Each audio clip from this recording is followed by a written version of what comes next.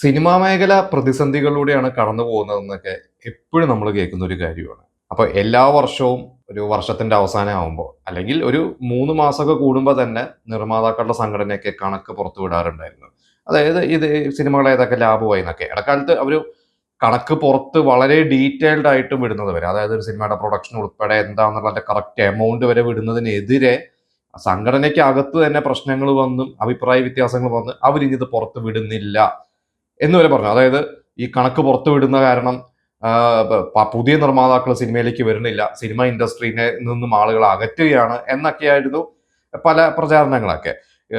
കുറച്ച് ദിവസങ്ങൾക്ക് മുമ്പ് ശരിക്കും കഴിഞ്ഞ വർഷം ലാഭം കിട്ടിയ സിനിമകളെ കുറിച്ച്, അതായത് കഴിഞ്ഞ വർഷം ഇറങ്ങിയ സിനിമകളിൽ കുറച്ച് സിനിമകൾ മാത്രം ലാഭമായുള്ളൂ, എത്ര ശതമാനം സിനിമകൾ മാത്രമേ ലാഭമായുള്ളൂ തിയേറ്ററിക്കലി, അതുപോലെ തന്നെ മറ്റ് കച്ചവടം ഒ ടി ടിയും എല്ലാ കച്ചവടവും ചേർത്തും ലാഭമായ കണക്ക് പുറത്തു വിട്ടപ്പോൾ നരിവേട്ട എന്ന് പറഞ്ഞ സിനിമയുടെ സംവിധായകൻ അനുരാജ് മനോഹറൊക്കെ ഈ പ്രൊഡ്യൂസർ അസോസിയേഷന് എതിരെ വന്നു. അതായത് ഞങ്ങളുടെ സിനിമ ലാഭമാണ്, ഞാൻ കണക്കുമായി പ്രൊഡ്യൂസേഴ്സിന്റെ കൂടെ, അതായത് കണക്ക് വിട്ടത് ആരാണോ അവരുടെ കൂടെ ഇരിക്കാൻ തയ്യാറാണെന്നൊക്കെ പറഞ്ഞ ഒരു എന്താ പറയുക ഒരു ഫൈറ്റ് ഒക്കെ ഉണ്ടായിരുന്നു.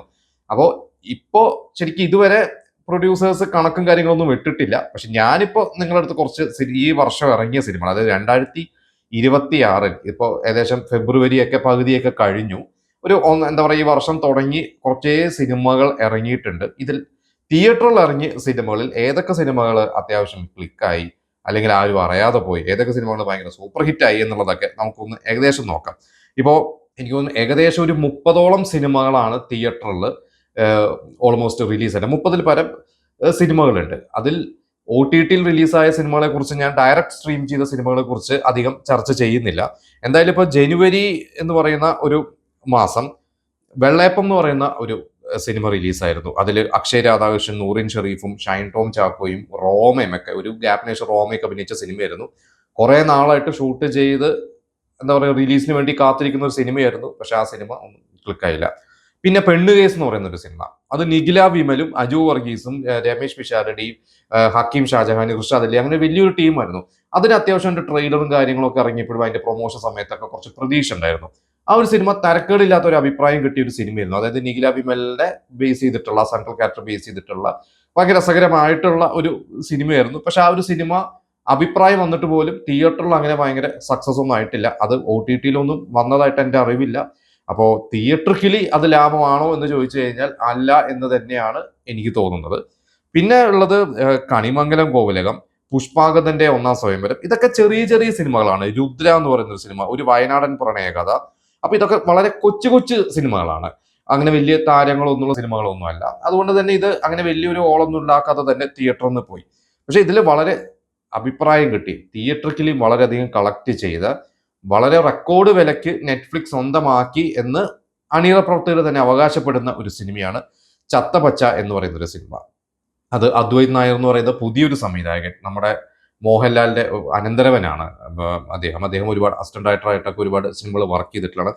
ഇതിൽ അർജുൻ അശോകനും റോഷൻ മാത്യുവും വിശാഖ് നായരും ഇഷാൻ ഷൗക്കത്ത് എന്ന് പറയുന്ന മാർക്കോ സിനിമയിലൂടെയൊക്കെ നമ്മളൊക്കെ കണ്ടിട്ടുള്ള നടൻ. ഇതൊരു വളരെ ഗംഭീരമായിട്ടുള്ള ഒരു സിനിമ തന്നെയായിരുന്നു. വളരെ ഒപ്പീനിയൻ കിട്ടിയൊരു സിനിമയായിരുന്നു. പക്ഷെ അതിന്റെ കുറച്ച് മിക്സഡ് ഒപ്പീനിയൻ ഒക്കെ വന്നിരുന്നു.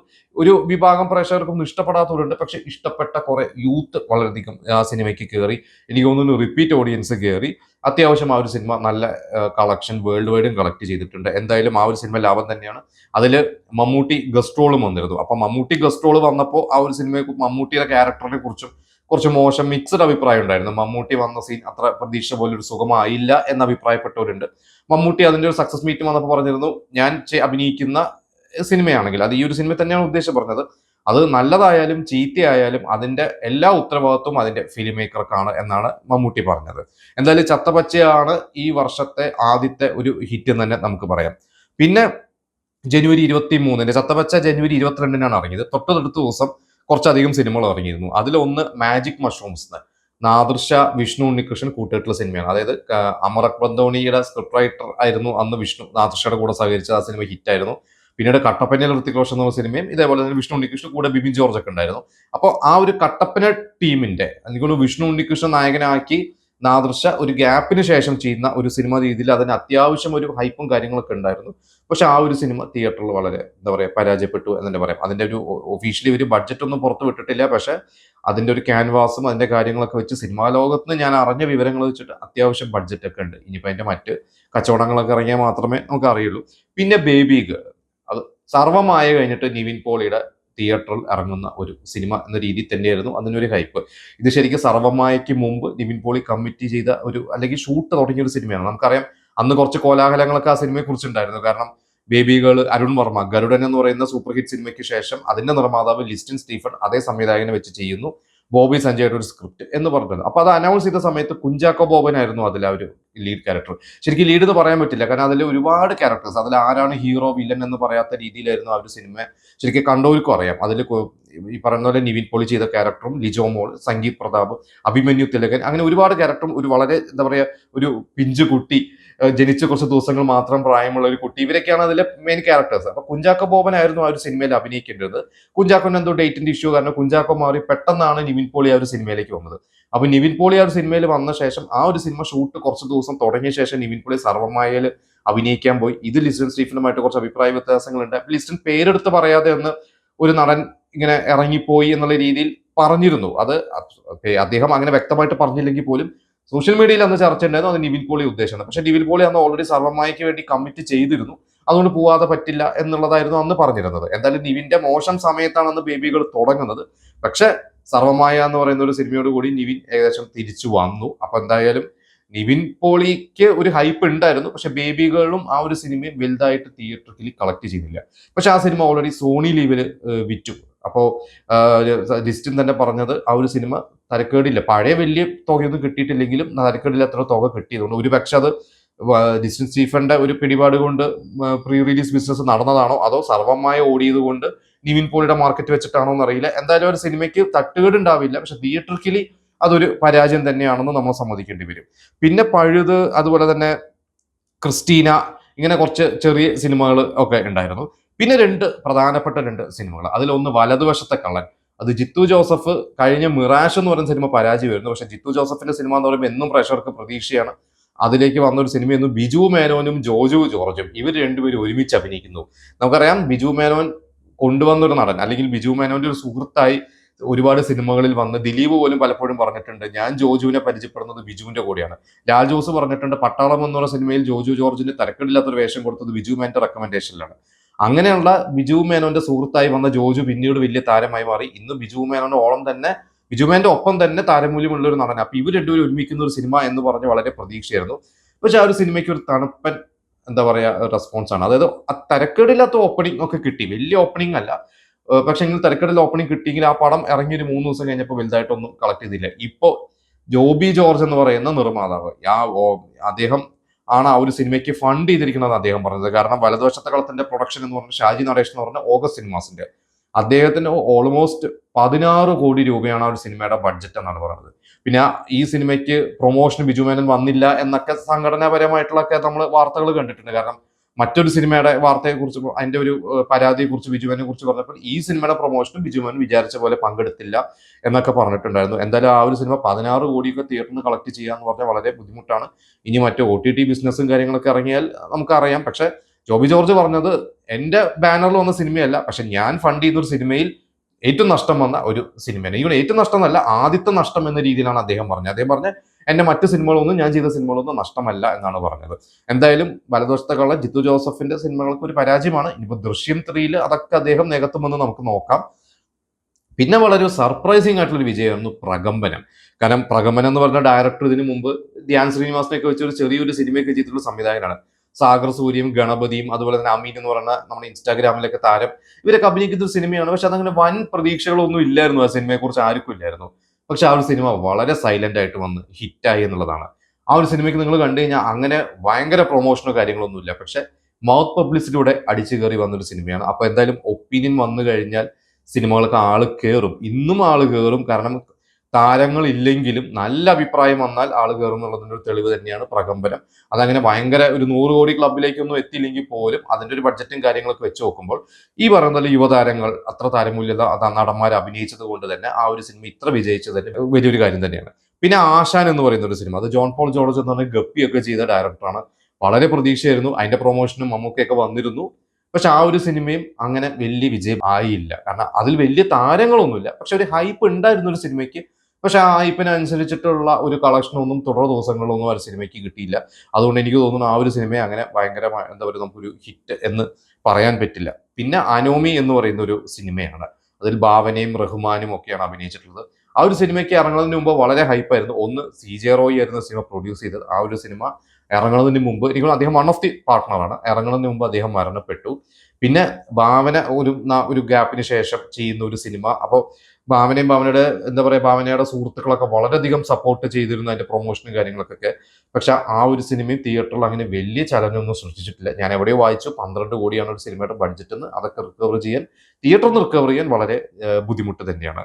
പിന്നെ ആശകളായിരം, ജയറാമും കാളിദാസും ഒരുമിച്ച് കുറെ നാളുകൾക്ക് ശേഷം, അതായത് കാളിദാസ് വലുതായ ശേഷം ജയറാമിന്റെ കൂടെ അഭിനയിച്ചിട്ടില്ല ശരിക്കും. വലിയൊരു ഗ്യാപ്പിന് ശേഷം കാളിദാസും ജയറാമും അഭിനയിച്ച ഒരു സിനിമയാണ്. അത് പ്രജിത്ത് എന്ന് പറയുന്ന സംവിധായകനാണ്, ജൂഡ് ആന്റണി ജോസഫ് ആണ് അതിന്റെ സ്ക്രിപ്റ്റ് ഒക്കെ. ആ ഒരു സിനിമയ്ക്ക് തരക്കേടില്ലാത്ത അഭിപ്രായമുണ്ട്. അപ്പൊ അതിന്റെ ഗോകുലം ഫിലിംസ് ആണ്, അവർ നന്നായിട്ട് അത് പ്രൊമോട്ട് ചെയ്തു.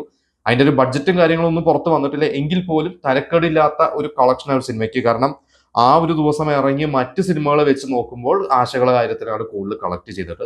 പക്ഷെ എങ്കിൽ പോലും അത് തിയേറ്ററിൽ നിന്ന് എത്രത്തോളം റിക്കവർ ചെയ്യും എന്ന് അറിയില്ല, അതിന്റെ ഒരു ബഡ്ജറ്റ് അനുസരിച്ചിരിക്കും. പക്ഷെ ഓവറോൾ ഫാമിലി അത്യാവശ്യം കയറി രണ്ടാമത്തെ ആഴ്ചയൊക്കെ നന്നായിട്ട് കളക്ട് ചെയ്ത, തരക്കേടില്ലാതെ ഒരുപാട് തിയേറ്റേഴ്സിൽ ഓടിയ ഒരു സിനിമയാണ്. എനിക്കൊണ്ട് ജയറാമിന് ഓസ്ലറിനൊക്കെ ശേഷം ചെയ്തൊരു സിനിമ എന്ന രീതിയിൽ ജയറാമിന് ഒരു ആശ്വാസ വിജയം എന്ന് വേണമെങ്കിൽ നമുക്ക് ആ ഒരു സിനിമയെ കുറിച്ച് പറയുമ്പോൾ അതിനെ കണക്കാക്കാം. പിന്നെ കരുതൽ, മദനമോഹം, ശുക്രൻ എന്ന് പറയുന്ന സിനിമ കുറെ നാളുകൾക്ക് ശേഷം ബിബിൻ ജോർജിന്റെ സിനിമയാണ്. അത് കുറച്ചു കാലം പെട്ടിക്കിടക്കുകയായിരുന്നു. പക്ഷെ ആ ഒരു സിനിമയും വലിയ എന്താ പറയുക, വലിയ ഒരു കളക്ഷൻ ഒന്നും നേടിയില്ല. അറ്റെന്ന് പറയുന്ന ഒരു കാലത്തെ വളരെ ടോപ്പ് എഡിറ്റർ ആയിരുന്ന എഡിറ്റർ ഡോൺ മാക്സ് ഡയറക്ട് ചെയ്ത സിനിമയായിരുന്നു. 2021 ഷൂട്ടൊക്കെ തുടങ്ങി അന്ന് മുതലേ വാർത്തകൾ ഉണ്ടായിരുന്ന സിനിമയാണ്.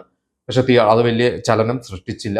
ഈ തനിനിറം എന്ന് പറയുന്ന ഒരു സിനിമയും അനുമൻ അഭിനയിച്ച ഒരു സിനിമ, അതും ഈ പറഞ്ഞ പോലെ തന്നെ ഫസ്റ്റ് ഡേ പോലും വലുതായിട്ട് ആളൊന്നും കയറിയിട്ടില്ല. ഞാൻ എറണാകുളത്ത് എവിടെയോ കേട്ടു, ആദ്യത്തെ ദിവസം പല സ്ക്രീൻസിലും ഷോ ഇല്ലാതെ ക്യാൻസലേഷൻ വരെ വന്നു എന്നാണ് കേട്ടത്. സത്യാവസ്ഥ അറിയില്ല. എന്തായാലും അതിന് വലിയൊരു എന്താ പറയുക കളക്ഷനും കാര്യങ്ങളൊന്നും കിട്ടിയില്ല. അനുമനൻ വരെ ഒരിക്കൽ ഇതിന്റെ പ്രസ് മീറ്റ് വന്നിട്ട് പറഞ്ഞിട്ടുണ്ട്, നമ്മൾ കൂടിയിരുന്ന് കുറെ പ്രസ് മീറ്റ് നടത്തിയതുകൊണ്ടോ അല്ലെങ്കിൽ കുറെ ഇന്റർവ്യൂ നടത്തിയതുകൊണ്ടോ ആള് കയറണമെന്നില്ല, കണ്ടന്റ് നന്നാവണം എന്ന രീതിയിൽ പ്രൊമോഷൻ എന്ന് പറയുന്നത് മറ്റൊരു തരത്തിലുള്ള പ്രൊമോഷനാണ് വേണ്ടതെന്നൊക്കെ അനുമനൻ പറഞ്ഞിട്ടുണ്ട്.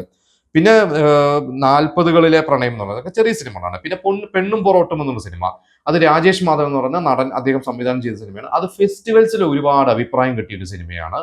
അത് തിയേറ്ററിൽ വലുതായിട്ട് ആള് കയറിയില്ല, അത് സത്യമാണ്. പക്ഷെ ആ സിനിമ എനിക്ക് തോന്നുന്നു നെറ്റ്ഫ്ലിക്സ് ഒക്കെ ഓൾറെഡി പർച്ചേസ് ചെയ്തിട്ടുണ്ട്. ഫെസ്റ്റിവൽസിൽ ഒരുപാട് ഒപ്പീനിയൻ കിട്ടിയത് കൊണ്ട് അതിന് നിർമ്മാതാക്കളിൽ ഒരാളായ സന്തോഷ് കുരുവിള അദ്ദേഹം പറഞ്ഞത് അദ്ദേഹം ഹാപ്പിയാണ് ആ ഒരു സിനിമയുടെ ഔട്ടിനെ കുറിച്ചാണ്. കാരണം വളരെ ഒപ്പീനിയനാണ് ആ സിനിമയെ കുറിച്ച് എല്ലാവരും പറഞ്ഞത്. അതുകൊണ്ട് നമുക്ക് ആ ഒരു സിനിമയുടെ ബോക്സ് ഓഫീസ് സ്റ്റാറ്റസ് വെച്ച് അതിന്റെ വിജയം നമുക്ക് അളക്കാൻ പറ്റില്ല. കാരണം അവർ ഉദ്ദേശിച്ചത് ഒരുപക്ഷെ ഈ ഫെസ്റ്റിവൽസ് ആയിരിക്കാം, അവർ ഉദ്ദേശിച്ച അതിന്റെ വിജയം എന്ന് പറയുന്നത് ഫെസ്റ്റിവൽസിൽ നിന്ന് കിട്ടുന്ന റെസ്പോൺസ് ആയിരിക്കാം. പിന്നെ സ്പാ എന്ന് പറയുന്ന ഒരു സിനിമയും സുഖമാണ് എന്ന് പറയുന്ന ഒരു സിനിമ. ഇതില് സ്പാ എന്ന് പറയുന്ന ഒരു സിനിമ എബ്രൈറ്റ് ഷൈന്റെ സിനിമയാണ്. എബ്രൈറ്റ് ഷൈൻ ആക്ഷൻ ഹീറോ ബിജു 2 എന്ന് പറയുന്ന സിനിമയുടെ ഷൂട്ട് കഴിഞ്ഞ് അത് കഴിഞ്ഞിട്ട് അദ്ദേഹം ഒരു സിനിമ പ്രൊഡ്യൂസ് ചെയ്തു. അതായത് ആക്ഷൻ ഹീറോ ബിജു 2 ഒരു ഷെഡ്യൂൾ ഷൂട്ട് ചെയ്ത് ഒരുപാട് പ്രശ്നങ്ങളിലൂടെ പോയ കാരണം ആ സിനിമ ഹോൾഡായി. പിന്നെ റേച്ചൽ എന്നൊരു സിനിമ അദ്ദേഹം പ്രൊഡ്യൂസ് ചെയ്തു. അതിന്റെ ഇടയ്ക്ക് അദ്ദേഹം ചെയ്തൊരു സിനിമയാണ് സ്പാ. ആ സിനിമ ഒരു ദിവസം നടക്കുന്ന കഥയാണ്. അത് ഒരു a bright shine type of film making തന്നെയാണ്. ഒരുപാട് ആർട്ടിസ്റ്റുകൾ ആ സിനിമയിലുണ്ട്, ഭയങ്കര സൂപ്പർ താരങ്ങളൊന്നും അല്ലെങ്കിലും ഒരുപാട് ആർട്ടിസ്റ്റുകളുണ്ട്. പക്ഷെ ആ ഒരു സിനിമയ്ക്കും വിചാരിച്ച ഒരു കളക്ഷൻ ഒന്നും തിയേറ്ററൊന്നും വരുന്നില്ല. പിന്നെ സുഖമാണെന്ന് പറഞ്ഞാൽ മാത്യു നമുക്കറിയാം ഇപ്പൊ കുറച്ച് ക്ഷീണത്തിലാണ്.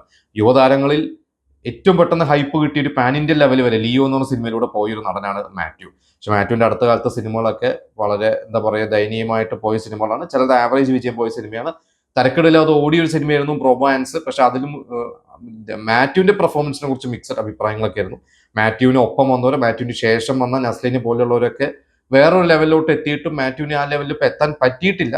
സുഖമാണ് നല്ല അഭിപ്രായം കിട്ടുന്നുണ്ട്. ഒരു മന്ത്രി ശിവൻകുട്ടിയാണെന്ന് തോന്നുന്നു ആ ഒരു സിനിമയൊക്കെ കണ്ട അഭിപ്രായമൊക്കെ പറഞ്ഞു, ഒരുപാട് മെസ്സേജുള്ള ഒരു സിനിമയാണെന്ന് പറയുന്നു. എന്തായാലും നമുക്ക് അതിനൊന്നും ഭാവി പറയാറായിട്ടില്ല, ഇപ്പോഴും തിയേറ്ററിൽ ഉള്ള ഒരു സിനിമയാണ്. എന്തായാലും ഇപ്പോ നോമ്പ് തുടങ്ങിയ സീസണും കൂടി തുടങ്ങിയിരിക്കുകയാണ്. അതുകൊണ്ട് ഇനി എനിക്ക് തോന്നുന്നു വമ്പൻ സിനിമകളൊക്കെ ഇനി വരുന്നുണ്ടെങ്കിൽ ഒരു മാർച്ച് ഒരു അവസാനമൊക്കെ ആവണം. പിന്നെ ഒരു വമ്പൻ സിനിമകൾ വിഷുവിനോടനുബന്ധിച്ചിട്ടും ഒക്കെ വരുന്നുണ്ട്. ദൃശ്യം 3 ഉൾപ്പെടെയുള്ള സിനിമകൾ വരുന്നുണ്ട്. എന്തായാലും ഇപ്പോഴും ഈ ഒരു 2 മാസത്തിന്റെ ഗ്യാപ്പ് നോക്കുമ്പോൾ വിരലിലെണ്ണാവുന്ന സിനിമകൾ മാത്രമേ വിജയിച്ചിട്ടുള്ളൂ. അതും ഒരു ഡേഞ്ചർ സിറ്റുവേഷൻ തന്നെയാണ്. അപ്പോൾ എന്താ പറയാ, എനിക്ക് തോന്നുന്നു സിനിമകളുടെ ബഡ്ജറ്റ് കുറച്ച് സിനിമകൾ ചെയ്താൽ തന്നെ നഷ്ടം കുറയും. നമുക്ക് ലാഭം കിട്ടിയെങ്കിൽ നഷ്ടം കുറയും, ഭീകരമായ നഷ്ടം കുറയും എന്നുള്ളതാണ്.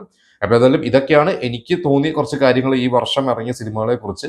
ഇതിൽ ഏതൊക്കെ സിനിമകൾ നിങ്ങൾ കണ്ടു എന്നുള്ളതും അതിനെക്കുറിച്ചുള്ള അഭിപ്രായങ്ങളും കളക്ഷനെ കുറിച്ച് നിങ്ങൾക്ക് അറിയാവുന്ന കാര്യങ്ങളൊക്കെ നമുക്ക് ഷെയർ ചെയ്യാം.